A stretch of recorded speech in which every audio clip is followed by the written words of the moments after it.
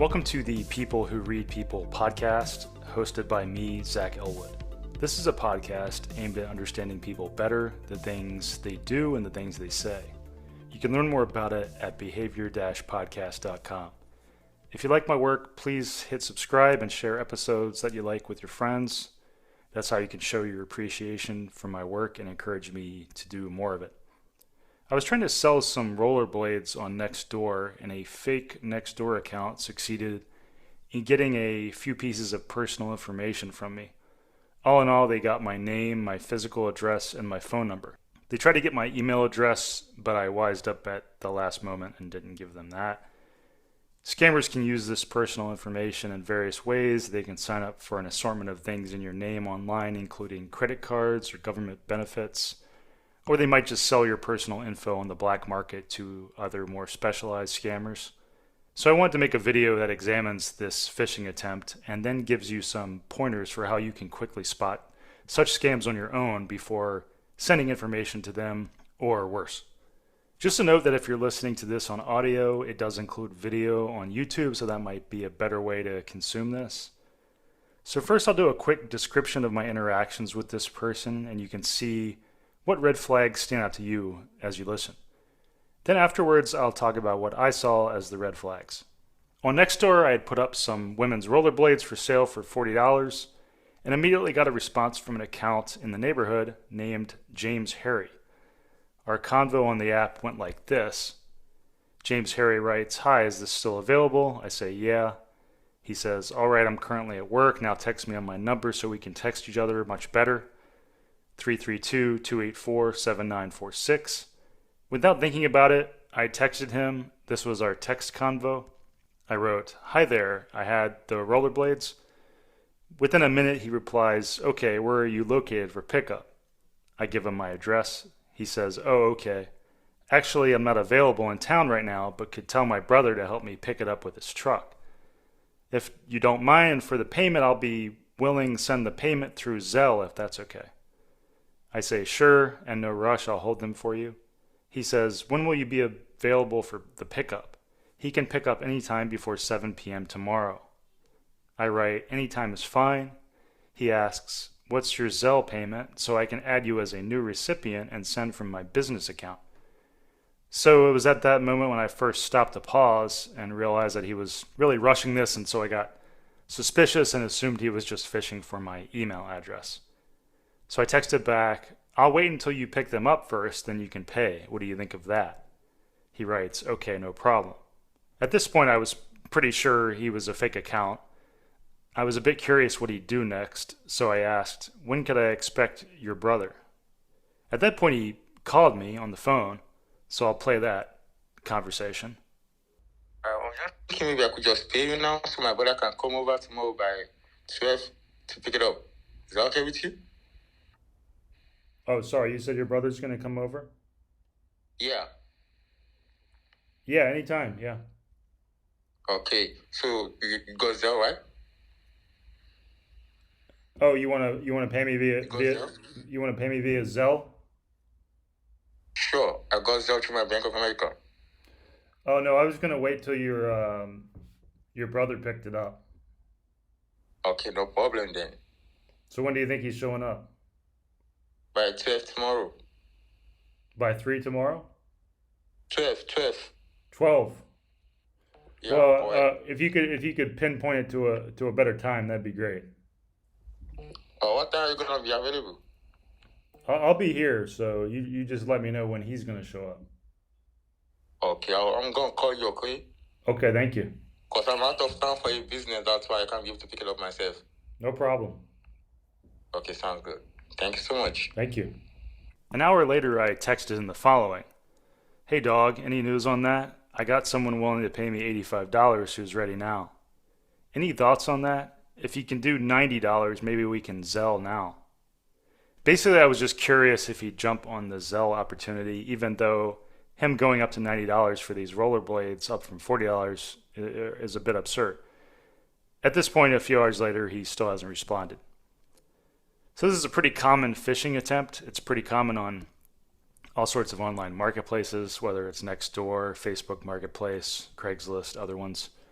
When selling things online, I regularly interact with accounts that are fake. When I see some of the more obvious red flags, I just ignore their messages, and that'll be the main way that these tips will help you. If you get a sense that an account is fake, you can just ignore their messages, or else if you're not entirely sure, you might just take a more cautious approach, like telling them to meet you somewhere and then doing the payment then. When you see signs of a scam, you can just decide to back off entirely or just approach these things more cautiously. So let's go into detail about a few of the red flags that stood out to me. And these are red flags that are common in many online scams. Just as with the art of reading poker tells, there's a lot of power in seeing multiple indicators that point the same way. None of the red flags I'll mention on their own are surefire signs an account is fake or scammy. But when you start to see 2 or 3 or 4, then you can start to get very confident in your read. So the first thing is the speed and the rush of the replies and interactions from him. When I put up the rollerblades for sale, he sent me a message immediately about them.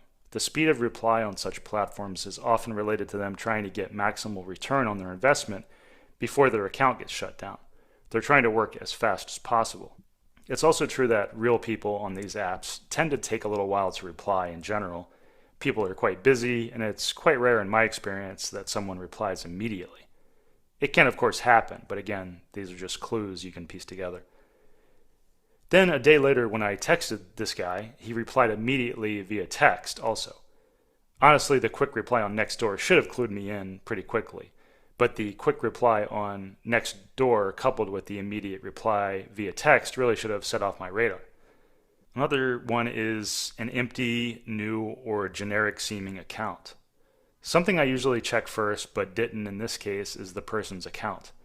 The account for this person was completely blank, no posts, no information, no picture. Often on Nextdoor, people put something about themselves or have had a few posts. So the account being blank and empty is one sign here. Another clue here is the generic name, James Harry, just 2 common American names strung together. One of my most popular things I've written online was a piece about how to spot fake Facebook accounts. I wrote that after a lot of research that I did into fake foreign Facebook accounts that were posting political propaganda. My work on that was featured in the New York Times and the Washington Post, amongst other places. Depending on the platform, there are all sorts of clues to fake accounts. For example, on Facebook, one clue was that there can sometimes be a name in the URL that's very different from the displayed name. Nextdoor apparently still requires people to verify their in-person address before they can create an account, so I'm not exactly sure how all these fake accounts get on there, but there's definitely a lot on there. Whatever they're doing at Nextdoor isn't enough, just as Facebook's policies aren't enough to prevent a bunch of fake accounts. Long story short, before starting to do a transaction with someone online, it's worth it at the very least to check out their account and see what you see. Another clue is switching communication methods. When I replied on Nextdoor, he replied 2 minutes later and said he wanted to switch to texting. He said, "All right, I'm currently at work now, text me on my number so we can text each other much better." This should have been another obvious clue to me. It's related to the rushing aspect of this. This guy really seems in a hurry to get these $40 used rollerblades. But switching channels is mainly about getting more personal info from me. By getting me to text him, he gets my phone number. Now clearly this isn't a big sign by itself, as often you will switch communication methods to text or something else if you're closer to a deal. But the fact that this happened very early on in the sales process, and also that he wants to switch to texting even though he clearly is able to respond to me quite fine via Nextdoor. Again, he replied to me on Nextdoor within 2 minutes. All in all, just various clues adding up to be a bit fishy. Then we've got unusual language choices. Often these scamming accounts are in developing countries, like various countries in Africa or in the Philippines or Thailand. This means the language they use is often awkward and stilted in various ways. But even more valuable sometimes is just that they use unusually detailed language in a way that is abnormal.